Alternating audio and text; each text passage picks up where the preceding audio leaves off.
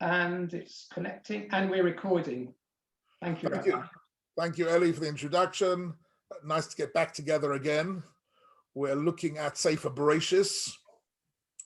And the truth is we can stick with Sefer Bereshis sort of ad mea v'esrim. We can stick with Sefer Bereshis. There's just so much material there of such profound nature. And it's something which I feel is particularly thought-provoking and interesting in terms of our hashkafa and our perspectives on life. One of the things I'd like to start doing today is to have a closer look at Bereshis chapter 1 and chapter 2, which is often neglected when one is learning Parsha and learning Chumash in the process of the creation itself. Even though I'm pretty sure many of you have heard shiurim here and there about the creation of Adam and Chava and certain aspects about the way in which Adam and Eve were created. Now, it's quite clear that the Torah is giving us an account of the creation of Adam and Eve in order to tell us about human nature, in order to give us a deeper understanding of what are the components which together constitute the unique nature of the human being and the potential of the human being, the challenges of the human being, and the way in which the human being connects in one side to nature and the physical world, and on the other side connects to HaKadosh Baruch Hu and the spiritual world. And the Torah is trying to give us, in the briefest way possible, an account of the creation of the human being. And it's something which I'd like to have a look at today. It won't be, I don't think one share is going to be sufficient for this particular topic, but it's certainly something which is, if we're looking at themes in Sefer Bereshis, one of the most profound themes is how we understand the Brias, Adam and Chava. Famously, I think it's true to say that Adam and Chava are created twice. Once in Bereshis chapter 1, and then again in Bereshis chapter 2. And this is a very, very fascinating feature of the way in which the Torah describes it.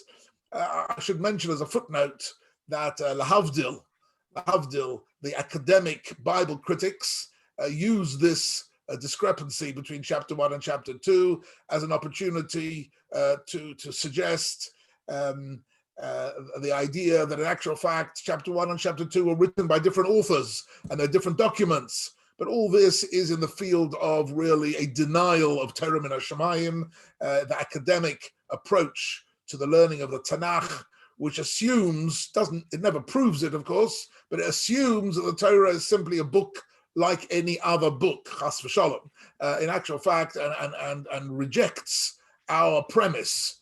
Right, the foundational premise of the whole of Jewish life is that the Torah is min hashamayim, and that every word in the Torah has infinite levels of depth to it, and that if the Torah gives us a dual account of the creation of Adam and Eve, there is here a very profound and interesting insight to be made into, in a sense, the dual nature of man, that the human being actually exists on different levels and on different wavelengths and was created to exist in two different ways. And we're going to start having a look a little bit at the material here, and we're going to learn it. We're going to learn it inside. One of the interesting, I'll come to it maybe later in the shir, is every morning we get up, and in our brachas, one of the first things we say is Elokai neshama shenasata vi Tahorahi, and we say Ata barasa, Ata yitzarta, Ata nefachta bi. When you say this tomorrow morning, maybe reflect a little bit on the use of these three different words: Ata barasa, Ata yitzarta, Ata nefachta. Three different Hebrew words, all referring to the process by which the neshama entered the guf and connected with the guf. And that is something maybe we'll look at towards the end of the shir. Have a look at the text more carefully. But I'd like to start by looking at the the opening psukim, and of course, probably one of the most, if you like, revolutionary ideas that the Torah gave to mankind, bequeathed to mankind, is the idea of the Tselem Elokim. If you think about it in terms of the history of ideas and the history of morality and ethics and law and society, the idea that the human being is actually not part of the animal kingdom, is not just a particularly smart animal, not just a particularly innovative animal, but actually is a different creature completely, right? That the human being and the animal world are two different planets. That is something which is founded on the concept of Tselem Elokim. That the human being has the outward appearance of being part of the animal world. And indeed, in terms of the secular scientific world, which takes no account of the neshama or of ruchnius or of the divine origin of mankind, sees man as simply a natural continuity and evolution of the apes and the mammal kingdom. But the Torah gives us a very specific statement about the creation of the human being as a unique phenomenon, and uses this incredibly powerful concept, which is open to so many different levels of understanding, the Tselem Elokim. In some way, the image of HaKadosh Baruch Hu, whatever that means, because of course, as the Ibn Ezra points out repeatedly, the Ibn Ezra on Tselem Elokim says, Chalila, Chalila, right? Chalila, we should say that HaKadosh Baruch Hu has an image. HaKadosh Baruch Hu has no image, has no form, has no picture, has no structure. And therefore, Tselem Elokim is a metaphor. And if it's a metaphor, the question is a metaphor for what? What is it referring to, the Tselem Elokim? We'll have a look at that in a few moments. But I think it's important to understand what we're looking at. We're looking at probably one of the most crucial ideas, right? If you think, for example, one of the most famous applications of this idea, really, in the opening lines of the American Declaration of Independence, right? We take these truths to be self-evident, right? That man was created, right, with particular inalienable rights, and the whole idea that man was created, right? And in actual fact, if you look at the history of the writing of the American Declaration of Independence, it was originally written with much more religious language to it, but they took out the religious language in order not to offend people who maybe were not so committed to religious practices. But the Thomas Jefferson and Adams, the people who wrote the Declaration of Independence, they themselves were extremely religious, God-fearing individuals, and they wanted to say, look, our whole version of human rights and the nation we want to build is based on the idea that the human being was created by God to have a unique life, which is completely different from the animal world and from the physical world, and which has a spiritual content to it. So I'm just saying that the concept of Tselem Elokim is really a foundational idea. And if we're looking at themes in Sefer Bereshis, one can't go through an account of the book of Bereshis without dealing with the Tselem Elokim idea very significantly. Okay, that was all by way of introduction. And now we're going to have a look at some text, if we can get this done.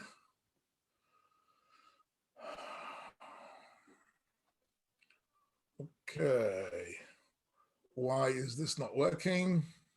1 second. Bear with me for 1 minute.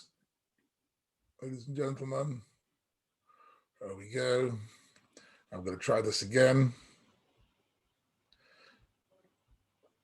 I'm a bit out of practice, over Pesach. I didn't do much of this. Okay. Can you see a text? Yes, we're in. Good, right, amazing. Okay, so you can see the title of the text is The Creation of Adam and Eve Twice. When I say twice, of course, they weren't created twice. The account of their creation appears twice in the Torah, and we're going to be looking at those two accounts. So the first pasuk, the first famous pasuk, is in chapter 1. So this takes place on the 6th day of creation. Vayomer Elokim na'aseh Adam b'tzalmeinu kidmuseinu. Let us create man in our image. And this already raises something of a question mark in the text. Why would God here for the first time be speaking in the plural?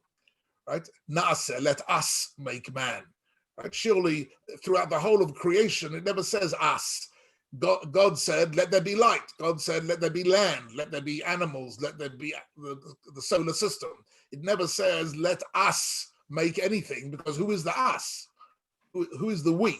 And here for the first time, it says na'aseh, right? We are going to make man in the plural. And that also is a very fascinating idea about which a fair amount has been written. And the phrase b'tzalmeinu kidmuseinu, in our image and our likeness. Now this is something we're going to be looking at more closely. What is a tselem? What is a dmut? And the stage is being set for a creation of a unique being. And what is he going to do? V'yirdu b'dgas hayom u'ba'of hashamayim u'b'heimo v'chol ha'oretz v'chol remes. And he will rule. The Yirdu means he will rule the animal kingdom. So you see straight away that the human being is being endowed with several different properties. First of all, he's being endowed with the property of being b'tzalmeinu, in the image of whatever it is, in the image of God in some sense. And the Yirdu is being given as the powers to rule the animal kingdom, right? So he's not part of the animal kingdom. He is ruling the animal kingdom, right? This is again, as I say, in the secular Western world that we're familiar with, the non-religious world of animal lovers keep on referring to the human being as simply a member of the animal kingdom. One has to be careful when you're reading books and seeing films about the beauty of the animal kingdom, and they try to sort of imply that we are just another one of the animals in this world. And whenever anybody is trying to promote that idea, the background, the back idea to that is that simply there's nothing unique about the human being.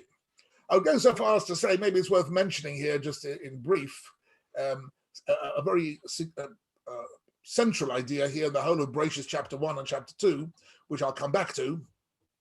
We're all aware of the fact that, if you like, in the medical world, in the scientific world, in the biological world, it's taken as absolutely an article of faith that the world that we know has become what it has become through the process of evolution. That evolution has become really in the secular world such an article of belief that if you challenge it, if you say, well, I don't really believe in evolution, I think evolution is maybe a fairy tale or a theory, but not more than that, you get very seriously shot down in flames by anybody in the scientific and medical world. It's considered to be not a theory of evolution, it's considered to be absolute fact, right? And so to speak, an absolutely foundational idea for the whole of the understanding of biology and physiology and zoology, that the animals evolved. And every school teaches that, and every university teaches that, and every medical school teaches that, and that is considered to be a totally a given of the world of physics, chemistry, and medicine. And what's interesting is, of course, there are elements of evolution in the creation of the world, and the Torah does not, in a sense, reject in principle the idea of evolution. What we do reject, though, are certain aspects of that idea. In other words, it certainly doesn't go against the Torah in any way to accept the idea that the world came into existence through a process of lower and higher forms of life, the fish life and the animal life and the various different processes of evolution along the way. But the main crucial point, why am I mentioning this here? The crucial point where the Torah diverges from any possible theory of evolution is the idea that the human being evolved out of the animal world. In other words, there may well have been evolution within the animal world, right? But the human being is a unique creation which is unrepeatable and not in any way part of the animal kingdom. That is fundamental to our emunah, right? If we don't accept that as one of the principles of our emunah, then we lose out completely on the spiritual dimension of human existence. We lose out on the idea of the neshama and olam haba and Torah and mitzvahs and everything. In other words, if it's always been one of my questions actually on the Rambam, when the Rambam wrote his 13 ani ma'amin principles, why he didn't include this as, if I was writing the principles of faith, one of the principles of faith that I would write would be this, right? Our belief in the neshama, in the human being as a unique being and not part of the animal world. Because I think that is a foundational concept upon which all our ethics and morality and our emunah is based. But he didn't include it. But I've got several questions on the Rambam's 13 Animamin, which is a subject maybe for a separate shir or separate series of shiurim. What the Rambam could have and didn't include in his 13 Animamin principles. That's a topic for a different time. But certainly it's the case that the whole idea of free will and the idea of Torah and mitzvahs only makes sense if we have an idea of free will, and free will only makes sense if we're not part of the animal world, which functions completely on the basis of instinct and survival and mechanisms which don't include free will. So we've got here a whole collection of ideas, right? The human being, evolution, free will, which are all revolve around these psukim that we're looking at the moment. And I'm going to go back to my text now. So the pasuk says, "Vayivro Elokim." This is the next pasuk. "Vayivro Elokim es ha'adam b'tzalmo." HaKadosh Baruch Hu creates man in His image, b'tzelem Elokim baruch osa. In the image of God, He created him. And this phrase "tzelem Elokim" becomes one of the most, as I say, powerful principles within Bereshis, within the book of Bereshis. And what's interesting is in this account, pay attention, there are two very interesting things in this pasuk. Apart from B'Tselem Elokim, the first one is Zocha u'Nekeva Bora Osam. He created the male and female. So this is the first version of the creation of man, where Zocha and Nekeva, man and woman, are created together and equivalent to each other from the very, very beginning. It's only in chapter 2 that we get a different story. We get Adam created alone, and then he's put to sleep, and then woman is created out of one of his ribs or one of his bones is formed into a woman. But here in Bereshis chapter 1, Zocha and Nekeva bara osam, they are created, and there is also no mention here of the human body, only of his spiritual nature. But Tzelem Elokim, it doesn't speak here about God creating his guf, his physicality. So these are some of the differences between the first account and the second account. We'll have a look at it in a moment. But Yivorech Osam Elokim, and God blesses them and says to them, Pru Revu, to procreate, right? And again, using a slightly different word, Kipshuha or Redu Bidgas Hayam. In other words, you will dominate the animal kingdom and you will procreate and create mankind. Right? V'hinei tov mod. HaKadosh Baruch Hu creates has finished now the 6 days of creation, and he looks at the world, and it is in fact tov ma'od. It is very good, which is interesting. Again, maybe we'll have a chance to have a look at this a bit later on, because all the way through the 6 days of creation, it doesn't say tov ma'od. It just says, Vayar Elokim ki tov, and God saw that it was good. Right? God created the light, right? God creates light, and he saw the light was good. He created the solar system, he created the animal world, each time it's kitov, and here it's tov ma'od. Here it's no longer just tov, it's tov ma'od, right? So the ma'od is the emphatic sense of the word tov. And ma'od actually is interesting on several levels. First of all, the word ma'od is an anagram of the word Odom. The word Odom is hidden in this word ma'od. Can you see that? Aleph Daled Mem. Mem Aleph Daled. Right? So Aleph Daled Mem, in other words, the creation of man transformed the world from Ki Tov into Tov Ma'od. Because there was a human being, the world was no longer just Ki Tov. It was, in fact, Tov Ma'od. And on a simple level, right, I would say that to understand this, certainly Kita Aleph to understand this would be that why is it now Tov Ma'od? Because the world now has a purpose, has a spiritual purpose. In other words, when there was a solar system and there was land and sea and planets and animals and everything, the world had no spiritual purpose. It was just a magnificent, highly detailed, elaborate, functioning machine which survived and procreated and developed itself, but it had no higher purpose. It was only when Adam and Chava came into existence and they had a neshama and they looked at the world and they said, Morabu Masecho Hashem, Kulam B'chachma Asisa, that they saw HaKadosh Baruch Hu's presence in this world and they were able to focus on the existence.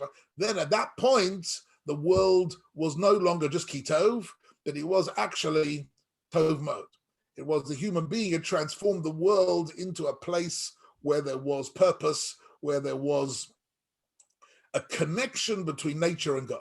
Before that, there was nothing connecting. There was HaKadosh Baruch Hu, who was the creator, and there was the universe, which was the product of his creation, right? Bereshis bara Elokim, as Shemayim v'Aretz, there's Elokim, and there's Shemayim v'Aretz, but there's nothing connecting the two.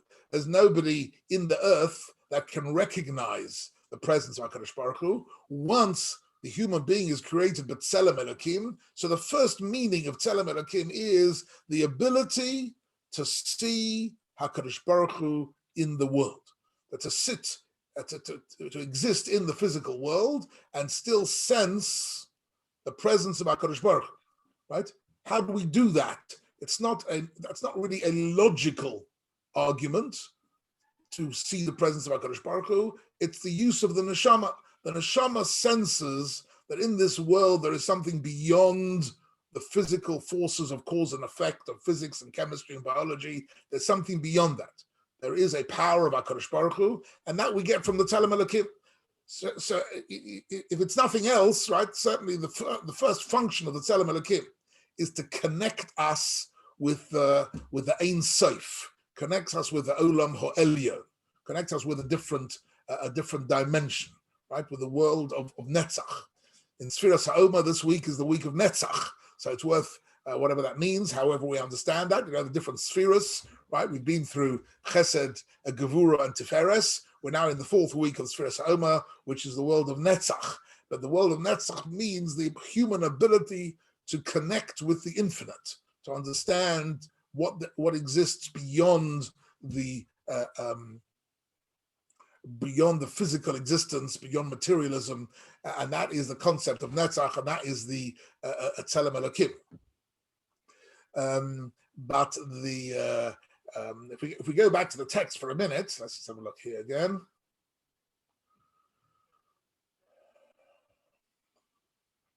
Right.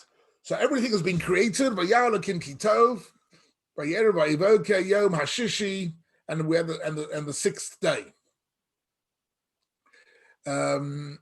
So Rashi says something quite interesting, quite surprising actually, on the word Nase Odom. Rashi doesn't actually get into the a more complicated understanding. Now Rashi wants to relate to the question of using the plural, right?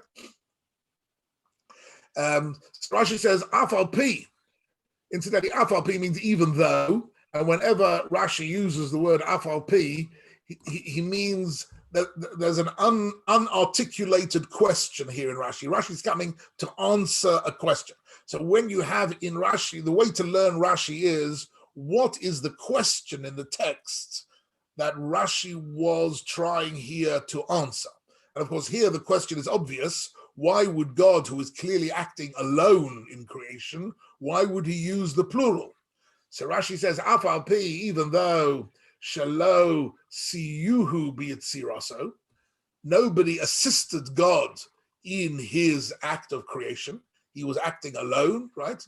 Barosh Bara Lakim, HaKadosh Baruch Hu creates the world completely unaided. So why is he using the plural? The Yesh Mokom, Rashi even, Yesh Mokom Laminim Lirdos. This is a very interesting phrase of Rashi. And by using the plural, you're opening the door for the minim. Who are the minim? Anybody know who are minim? Anybody got any offers on the word minim? The Christians. Okay. The Christians. Okay, so sometimes the minim refers to the Christians. Sometimes you're quite right.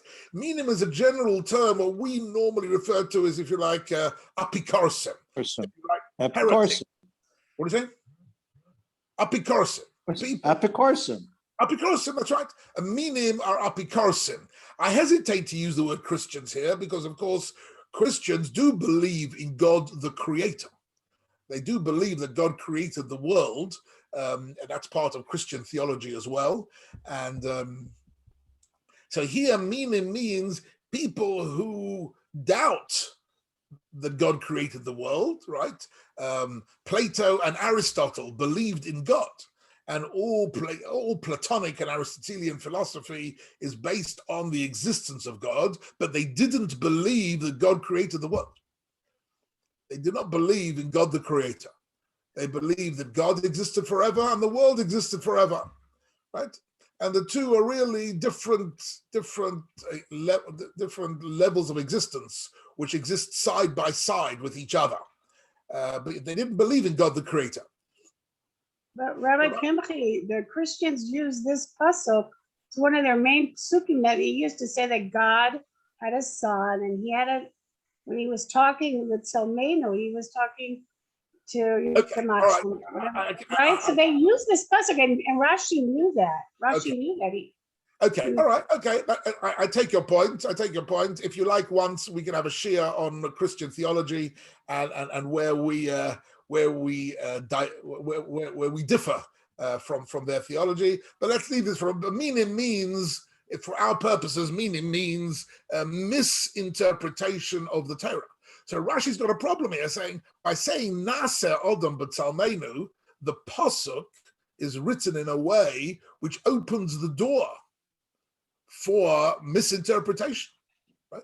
It's offering a possibility for people to say, Chas v'shalom, that God did not create the world unaided, right? So he says, even though God did create the world, v'yesh mokom laminim lirdos, and this pasuk opens the door for apikorsim, for heretics, to misinterpret the process of creation, right? So it says, Rashi, something very interesting. Lo nimna hakosov milalame derech eret umidas anova. So Rashi says what's going on here is that the Torah is using this opportunity to teach us derech eretz, to teach us derech eretz. What derech eretz means in general, a world of sensitive midas, of having certain qualities, having good, virtuous human qualities, and what in particular, so Rashi says, midat anava, a person's humility. And this is a very interesting idea, that the Torah is written in such a way, on the one hand, HaKadosh Baruch Hu, the Torah wants to teach us about the infinite powers of God, the Creator. Alongside of that, the Torah is teaching us also a lesson in humility. That, so to speak, even HaKadosh Baruch Hu himself uses the language of humility when he speaks about, he's now creating the purpose of existence. The purpose of existence was to create a human being who would recognize HaKadosh Baruch Hu and live according to God's will in this world. That was the purpose.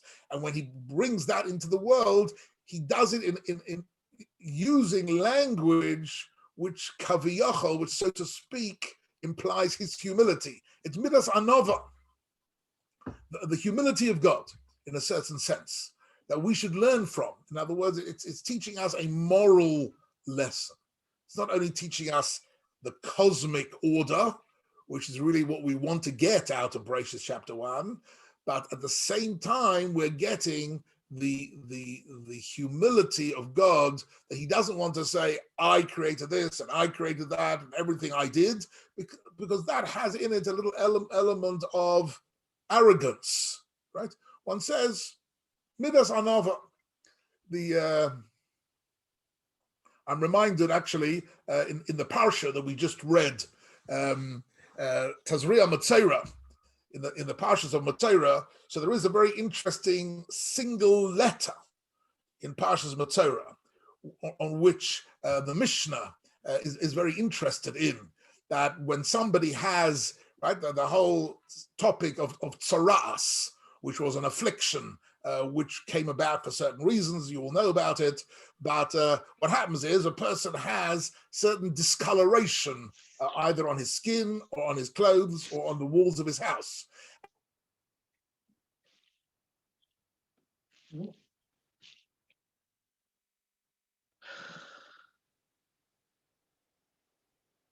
You've frozen, Rabbi.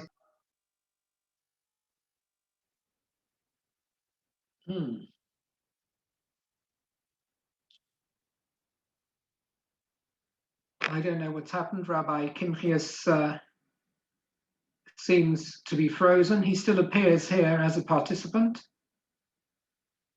but he clearly isn't.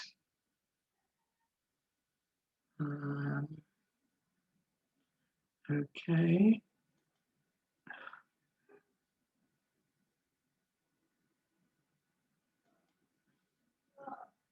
Okay, I'm sure he'll try and come back in again. He's left us. This is not the first time it's happened. It's happened almost in every year, unfortunately. And I think he said he has a slow computer sometimes. But this is, buy him a computer. I'm not sure it's slow. He seems to Yeah. Internet frozen. Yeah. Oh, he's coming back in. He's not. He's back in. You have to tell him to unmute himself. Are we back in? Yeah, of course he knows to unmute himself. Yeah. Are we back yeah. online? Yes, you can see me again? Yeah. Very good. Okay, that's just to remind us, that these systems are not infallible. Even space rockets can crash. So even the Wi-Fi can sometimes wobble. What I was saying is that when the person who sees this discoloration comes to the Kohen, what does he say to the Kohen? He's seen discoloration. He knows that this discoloration means tzaras, and he needs the Kohen to deal with it. So you would have thought he'd come to the Kohen, he would say, Nega yeshli babayit. I've got a nega. What does he say? Does anybody know what he says? He says, Nega nire li babayit. That's what the pasuk says. In Saras, in Matzera says that he comes to the Kohen and he says, Ke nega nire li babayit. Means it might be, it looks similar. It could be a nega. Could be, even though he's absolutely sure. So the Mishnah in Negaim says even somebody who's a big Talmid Chacham, and he's absolutely certain that he knows that this is tzaras. When he goes to the Kohen, he doesn't say, I know what the I know that this is Nega, because why not? Because of the anova of derech eretz. One speaks with humility. You don't go to the code and say, I know what's going on, right? It's like going nowadays, some people do this, I've heard this from several doctors in the modern world, that doctors suffer from the problem that the patient turns up and says, I know what my condition is, and I know what the diagnosis is, and I know what the treatment is. I just need you to write out a prescription. How does he know? Because he's Googled it, right? So Dr. Google has diagnosed and prescribed for him, and that drives doctors completely mad, right? Because the doctor knows that if you diagnose yourself with Google, that is a dangerous prospect, right? Because in Google, there's a fantastic amount of good information, and even more on Google, a fantastic amount of rubbish. So you need to be able to select it. So if you come to the doctor, you're allowed to say, nega nirali babayis. It looks like it might be this. What do you think? Am I right or am I wrong? That's called anava. That's called humility.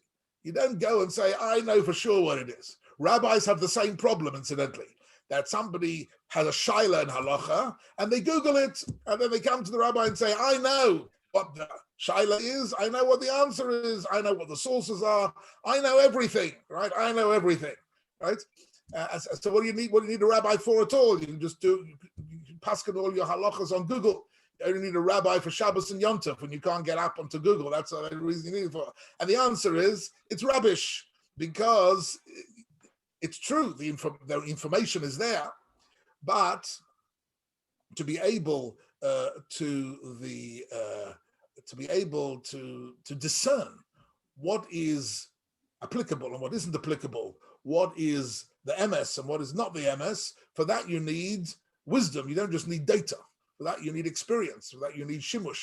Anyhow, why do I say all this? Because what Rashi is saying is that even in the account of creation, and even when we're dealing with the spitz moment, the peak moment of the whole of creation, where God is creating man and woman, which is the purpose of the whole creation, at that point, he says, Na'aseh Adam, we'll do it together.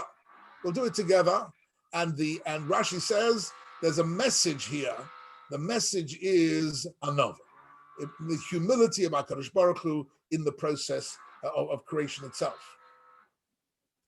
I can now hear, okay, we're back in the text. I can now hear, can you hear a noise behind me? A drilling noise. I can hear now that one of my neighbors, Baruch Hashem, has started drilling, and I'm sure they're doing it for a good reason. It's a little bit upsetting. Okay. You know what I might do? I might move to a different room. It's okay. It's okay for us. It's not too bad for you? Not too bad for us. Okay, all right. Maybe my microphone manages to filter it out. Okay.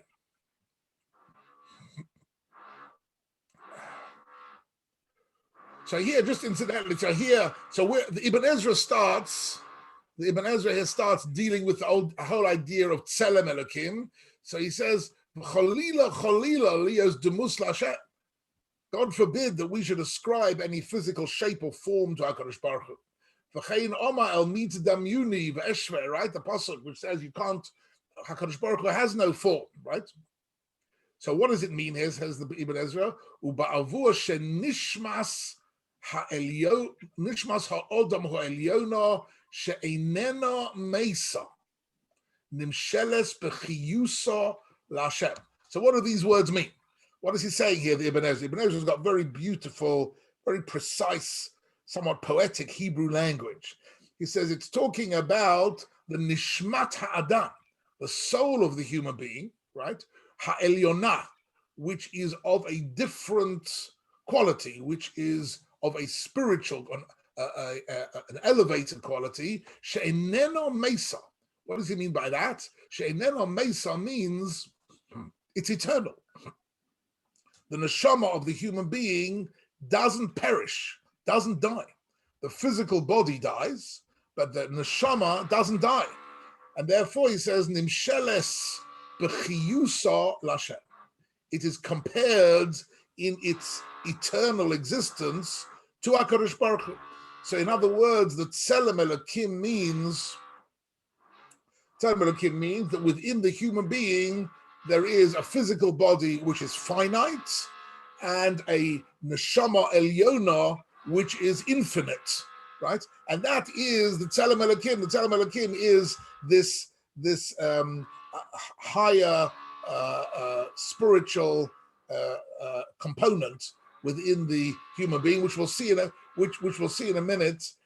So in chapter 1, it's expressed with the words Tzelem Elokim, right? In chapter 2, it's expressed a bit differently. But here, let's stick with Ibn Ezra's last sentence. V'she'eneno guf, right? This neshama Elyona of the human being is not the body. It's not part of the body. V'hi malea kulo, v'gufa ha'odam ka'olam kotam. But the neshama fills the body. In other words, the neshama permeates the human body and creates a spiritual awareness, a spiritual consciousness, a spiritual level of existence, and all that. So it's a tzelem, it's an image of God, image only in the sense that it is eternal, as like God is eternal, and it's not finite as the human being is. And that is really the basis for the Ramban. The Ramban here, I want to learn with you for a few minutes. The Ramban deals with the word na'aseh. Let's have a look at this. So Rashi said that na'aseh means teaching us humility. But the Ramban goes down a different line completely. Pshat nachon, the correct meaning. When the Ramban says pshat nachon, he means, I've seen other meanings, but they're not correct, they're not right. I'm now about to give you the correct pshat. I always enjoy it when the commentaries sort of fall in love with their own interpretations of the pasuk and say, this is it. This is the pshat, right? And the other perushim are wrong. And this gives learning Torah a little bit of oomph to it. You've got real debates going on between great scholars and great Talmidei Chachamim. Pshat nachon, the correct understanding, the milat naaseh, with this word naaseh, remember, the problem is, why would God use the plural? Is as follows. I've already taught you that what? Ki Elokim bara yesh me'ayin b'yom harishon levado. The whole idea of the creation, yesh me'ayin, ex nihilo, creating the world out of nothing, right? That only happened, says the Ramban, for one split second on the first day. Ki Elokim bara yesh me'ayin b'yom harishon levado. Only in the very, very first split second of the first day of creation, God created something out of nothing. And what did he create? So he created raw material. He created, in the words of modern science and the Big Bang, was created simply a whole, what they call a soup. Not quite sure why they use the word soup.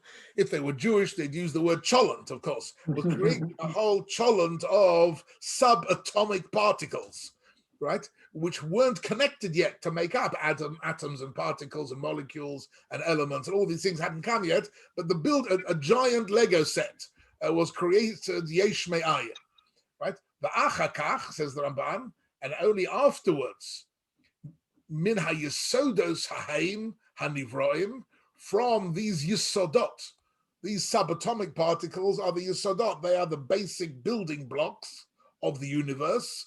From those building blocks, HaKadosh Baruch Hu, what did he do? Yatzar. He then engaged in a process called Yitzira. In other words, the Ramban is differentiating between the word boro on the one hand, Beis Reish Aleph, which means ex nihilo, and the word yotzar, which means taking pre-existing raw materials and configuring them in a particular way to make the world, to make animals, to make planets, to make the sea. All that was done not ex nihilo. God didn't create trees and oceans out of nothing. He created them out of something. right? What and the something was something he created in the first millisecond of creation on day one. That was the moment of Yesh Me'ayin, right? So, and also the word Va'asa, right? That HaKadosh Baruch Hu made. So making means you take some wood and you make a table, but you've got the wood, right? So making means using pre-existing materials. So he says, V'kasher Nasan b'mayim kach hasharutz lishosh nefesh sharutzu hamayim v'hamayim totzei haaretz. Okay, so he says he created basic building blocks. I won't go into. So now says the Ramban the important bit. Omar ba'odom, when he came to creating man, what does HaKadosh Baruch Hu say? He said naaseh. He said we will make, in the plural. Why the plural? Kurt Loma. So Kurt Loma is also an important methodological word in the writings of all the Rishonim. Kurt Loma means as if to say.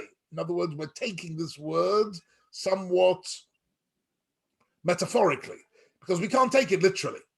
To say we will make man means God joined forces with other forces to make the world. That's impossible.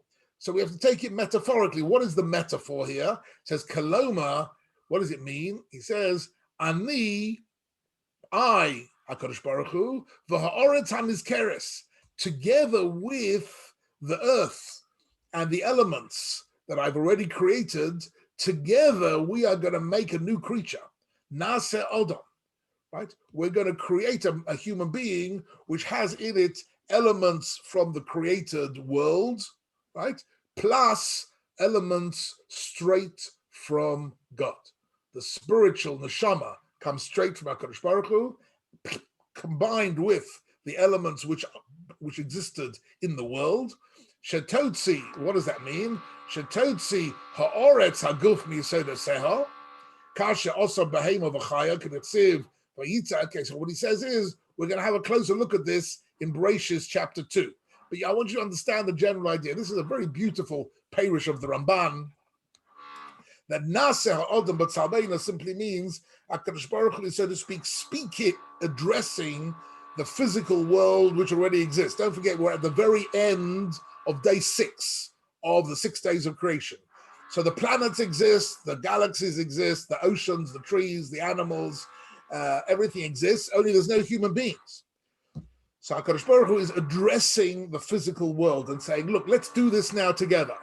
You, the physical world, you contribute the physical body of the human being with his arms and his legs and his stomach and his blood and his nerves and everything. You contribute that. And I, HaKadosh Baruch Hu, will contribute the neshama. So there'll be a composite of the finite and the infinite.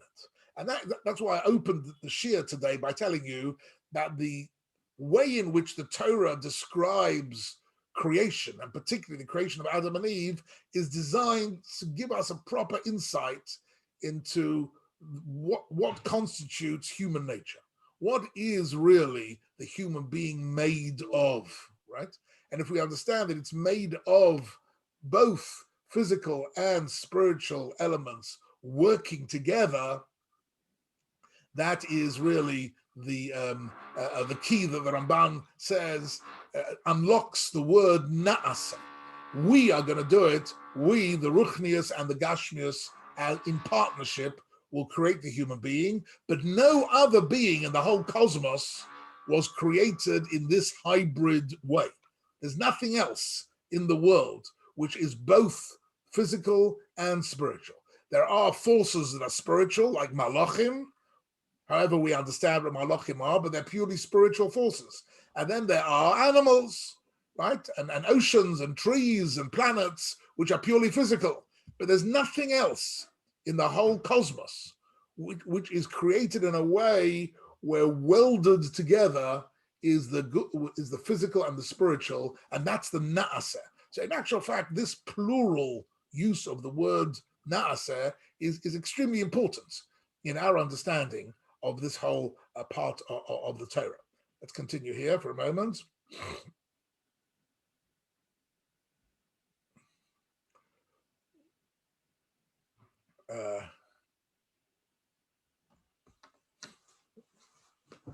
I must tell you here, there's a sforno, which I want to share with you. But you know what? Maybe I'll do that. Okay, I'll just, with this sforno, we'll finish the share today. And then next week, we will learn Bereshis chapter 2 and see the second account of the creation of man. And then we'll be in a position to compare them. Some of you might have once read Rav Yoshe Ber Soloveitchik wrote an essay in 1965 called The Lonely Man of Faith. Has anybody ever seen that? Yes, seen that? Yeah. That is a famous. I think I'll just finish we'll leave this for also for next time. The Rav Yoshe Ber Soloveitchik in 1965 wrote this book, was made into a book later on. It was really just an article called The Lonely Man of Faith. Very, very beautifully written, very, very profoundly written, where he describes the man of faith. What does it mean to be an ish emunah? I think, if I'm not mistaken, it's translated into Hebrew as ha'ish emunah, right? But it's very, very beautiful. It's philosophy with poetry, with chumash, all really woven together very beautifully. And the whole book, the whole paper is based on his understanding of the difference between Adam and Chava in chapter 1 and Adam and Chava in chapter 2. The two different stories of the creation. That is what the whole paper is about. And he really develops a particularly beautiful understanding. If you want to do some homework between this share and next week's share, if you have the book, The Lonely Man of Faith, take it out and refresh your memory of what he says about it, because we'll be looking at it more in depth next week. But it's very fascinating to see that the components which make up the Tzelem Elokim are really the foundations for the whole of Jewish life, the whole of the hashkafa of Jewish life. For example, the Meshech Chochma is one of the classic commentaries on the Torah.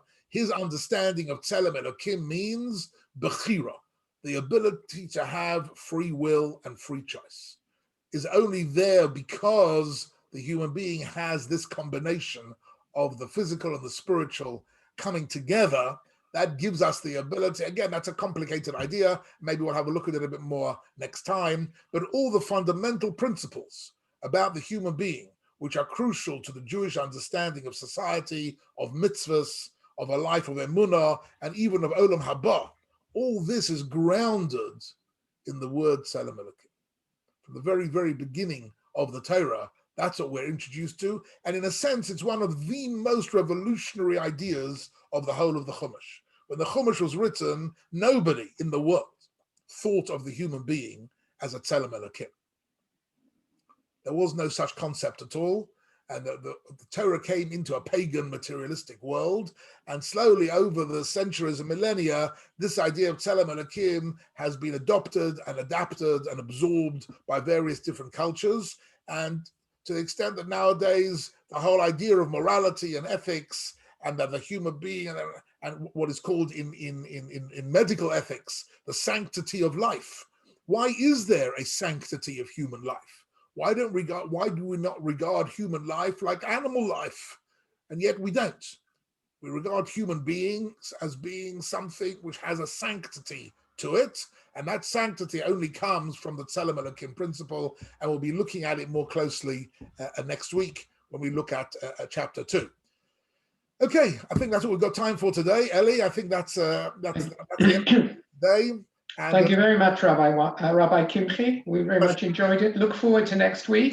Looking forward to next week. We're in the middle of it. I hope you'll be able to stand the tension between this week and next week. The second part of the shir will come next week. That's Bereshis chapter 2, and I hope you're enjoying looking at these topics, because I personally find them very, very fascinating and beautiful, and material to give over Divrei Torah and Shiurim. It's important to teach to the next generation who've grown up in a very secular, materialistic world the importance and the significance of the Tzelem Elokim.